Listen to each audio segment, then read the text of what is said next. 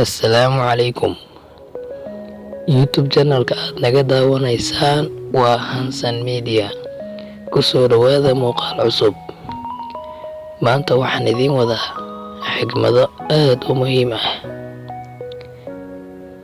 Xigmadeena koobaad ayaa waxay leedahay: ha quusanin weligaa.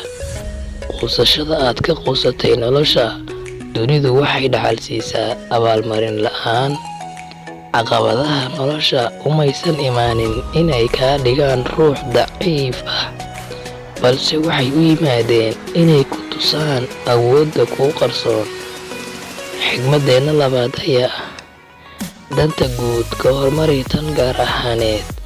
Hantidaada gaar ahaaneed sida aqoontaada, caqligaaga, tamartaada iyo waqtigaaga waxaa u baahan bulshada. Noqo mid ugu faa'iideeya adigoon raadinaynin adduun badan. Xigmadeena saddexaad ayaa waxay leedahay: ka farxi noloshaada.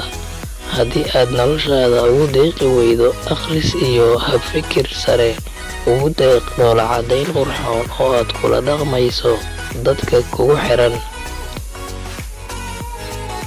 Xigmadeena afaraad ayaa waxay leedahay: taxaddar lahow inta aadan bilaabin hawsha. Waynu fiirinaa horteena si aan u ogaano meesha aan lugta dhigayno. Sidaas si lamid ah haddaan u fiiri lahayn howlaheena marka ay bilow yihiin, waxba ma halaabeen. Waad ku mahadsan tahay daawashada aad daawatay muuqaalkan. Fadlan haddii aad ku cusub tahay channelka, subscribe saar, gambaleelkana furo si aad u noqoto daawadaha ugu horeeya ee daawada muuqaaladeena. Mahadsanid.